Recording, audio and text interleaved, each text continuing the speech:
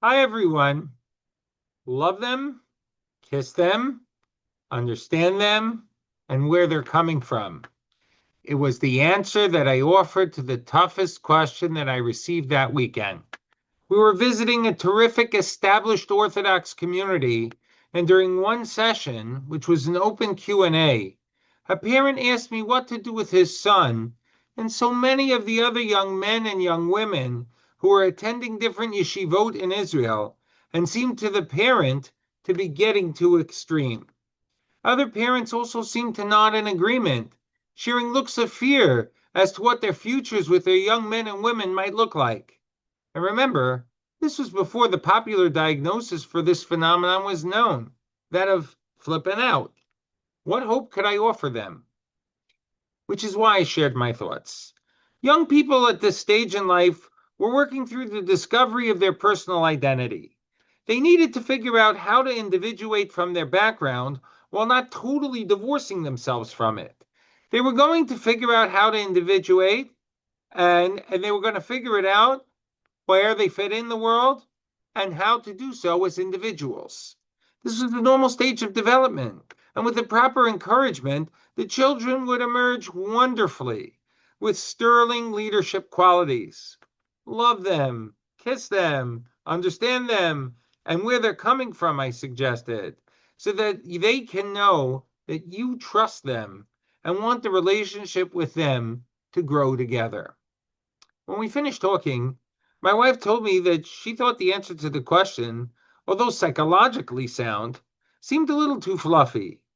Does the Torah and proper identity development give room for discovery of a sense of self by trying it out and coming to a middle ground as simply as trying on a costume, a hat, or a wig?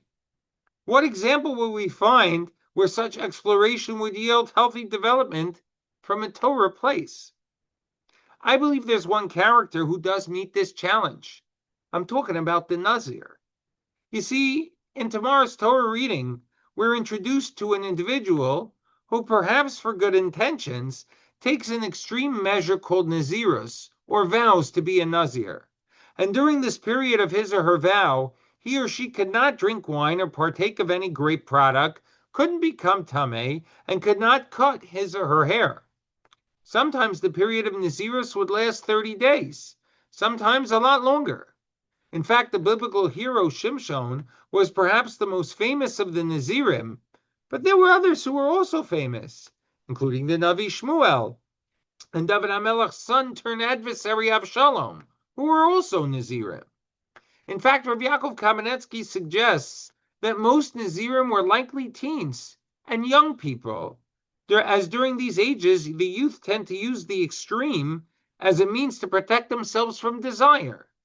Older people are not as able to assume the extreme, and therefore the Naziris, at least among the citizenry, tended to shrink as people got older. The great Rebbe Rav Elimelech of Lezhinsk offers a similar position about the strength of youth. And thus, perhaps Naziris is the model of identity development that our young people were building themselves off. The truth is, and my wife was quick to point this out, which is why it clearly must have been the truth, Nazir is a very difficult model to build a search for identity from. First of all, we're not commanded to become Nazirim. You would think that if this was such a good developmental model, we would require it of all of our children. So why don't we do that if it's such an important developmental step? Moreover, my wife noted, who says the Nazir is an ideal? We have different models of Jewish leadership that we look up to.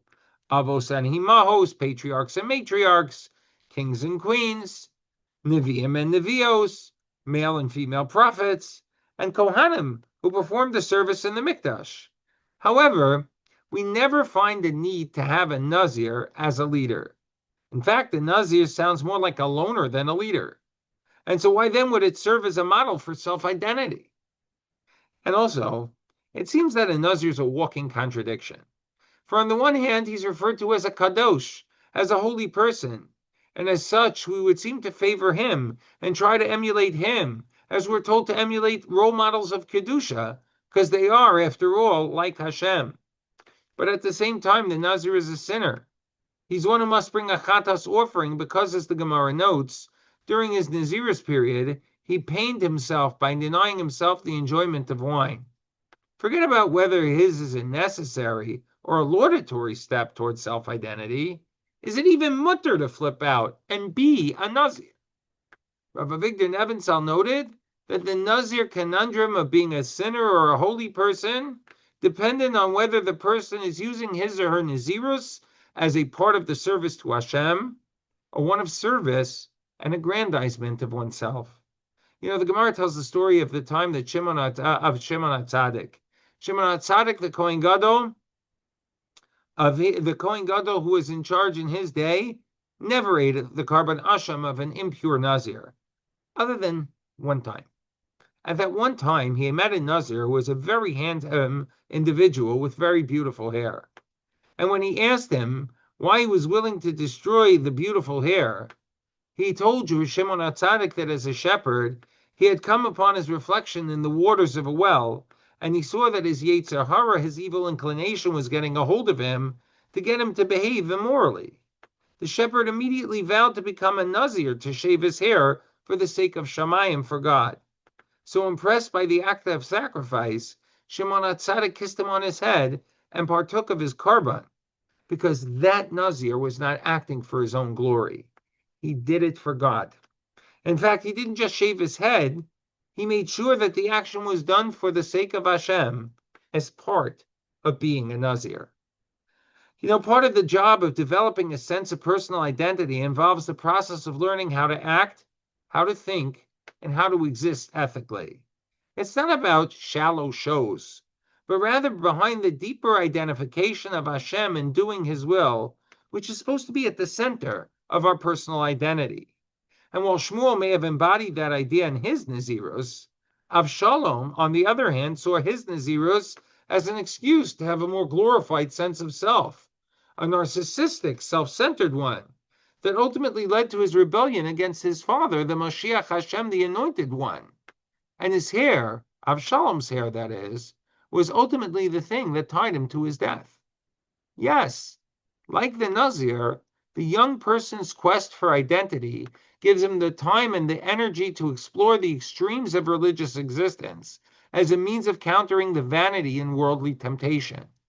But the difference between successful resolution of the self-identity versus role confusion conflict and narcissism is whether one chooses a higher mission for the quest, connecting to Hashem, or is the person just showing off his or her personal greatness.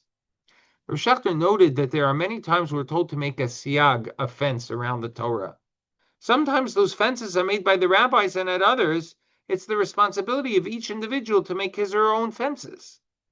But how are we supposed to know when our fences are in concert with Hashem's plan and when they're not? Here, Rav Shechter reminded us of our responsibility of She'al Avicha v'Yagetcha Zekeinecha v'Yomru to ask our parents and our elders, and they'll explain it. When we look to the previous generations and their scholars, we will know if what we are doing is in the spirit of the law, that which Hashem doesn't need to even ask of us, but expects of us, or that which we're doing being too extreme. Not everyone should be a Nazir. In fact, for many of us, it's the wrong choice. What we need to do in developing a healthy Torah self-identity is to make sure that it's God-centered, rather than being an identity of myself. As young people work on figuring it out, as parents, grandparents, teachers, and guides can offer them the direction, when we take a deep breath and remember, love them, kiss them, understand them, and where they're coming from. If we can do that, then we too will be able to watch our children emerge from this stage, perhaps looking a little bit different than our exact carbon copy, but one that we can be proud of, and one that we can be sure that will be wonderful for us and for all of the future of Klal Yisrael.